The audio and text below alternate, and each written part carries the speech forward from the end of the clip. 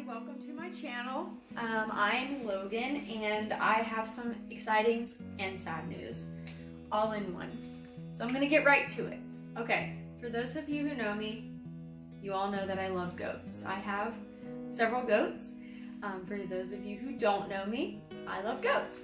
And I had a goat who, her name was Navarre, and she got sick about a year ago.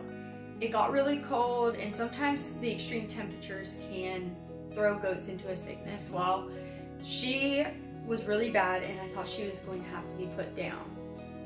And I wasn't going to do it, so I asked my husband, can you put her down?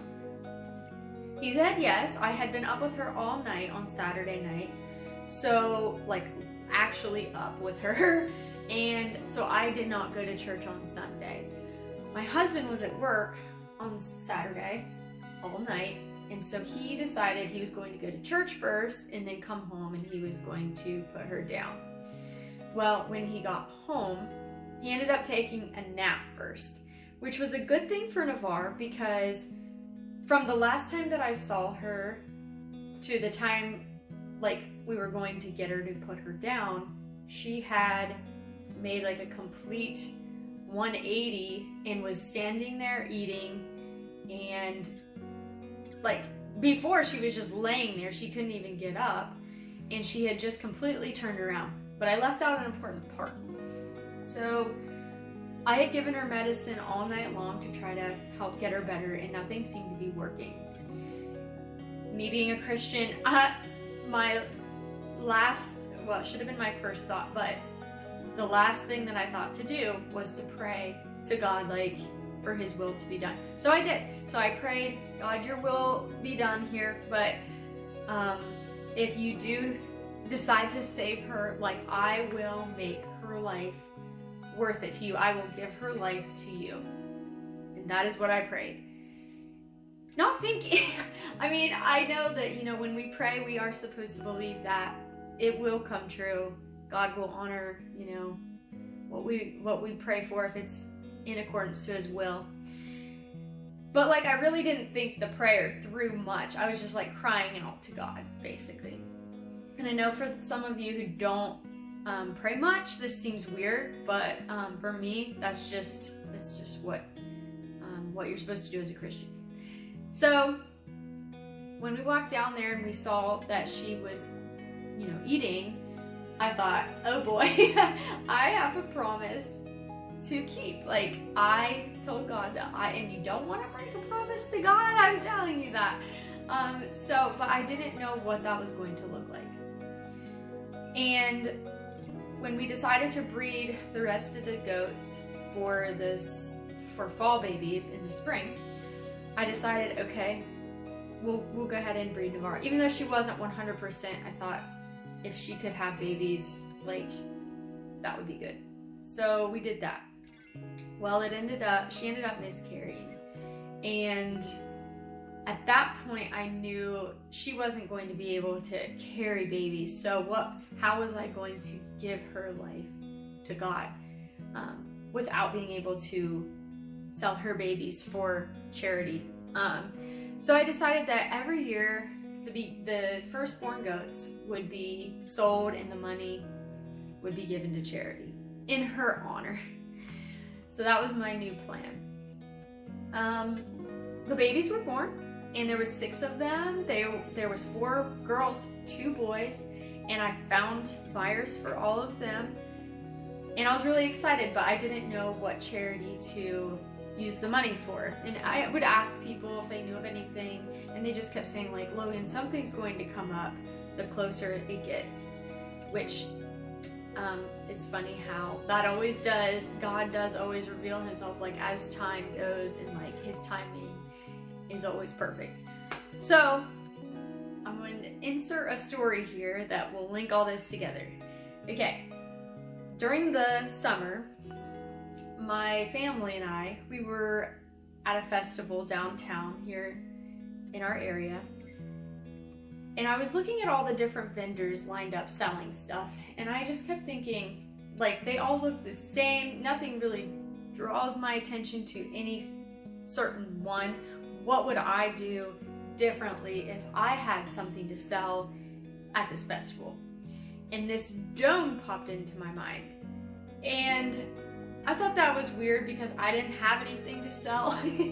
But so I thought it was a cool idea, but I just dismissed it because I didn't need anything like that.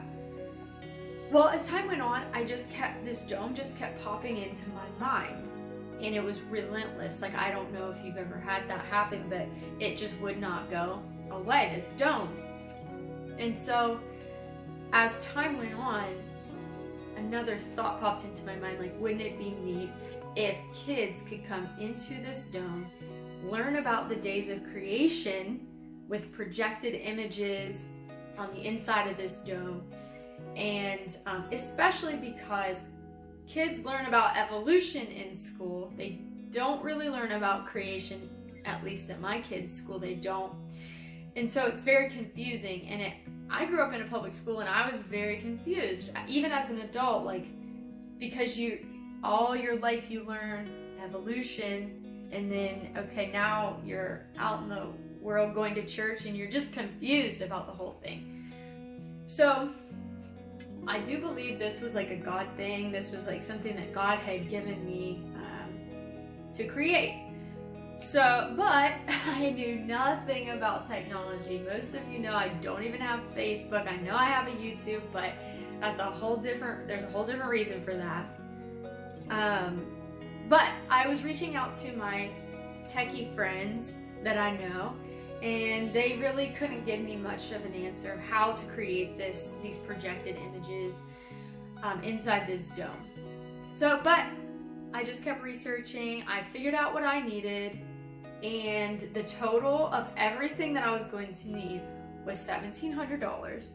And I don't work a whole lot. I schedule myself around my husband's work schedule. So I don't have a whole lot of extra money laying around. I just don't. So $1,700 seems like a lot to just go out, and especially when my husband's very practical and I'm very like out there. So explaining this idea to him was scary in itself. But as time went on, I realized that my baby goats, each one was priced different, like I said, and when I added up what I was going to get for them, the total equaled $1,700. And I took that as a sign, hey, this is what I want you to do, and I've provided you the money to do it, so do it. So do it. Okay, so I decided to do it. Stuff starts coming in, like I'm ordering these things, I'm ordering the projectors, I'm ordering the seats, I'm ordering the dome itself, which came probably a week ago. And yesterday I decided that I was going to go to the church, set this dome up, and work on like the timing of everything. So I was getting ready to do that. I went out first to let my goats out, feed them. And Navarre is laying there, and she isn't moving much. She's still alive, but she wasn't moving much. So I realized quickly that she got too cold, and I brought her inside and I tried to warm her up. I gave her like a warm bath and dried her off and left her in the garage, and then I went to the church to work on this dome. So then my son comes home from school and he finds Navarre, and she's passed away at this point. So, but the whole God's Goats ministry was born because of Navarre. And even though her babies weren't used for like her actual babies, or the firstborn goats, all of the goats, because of Navarre,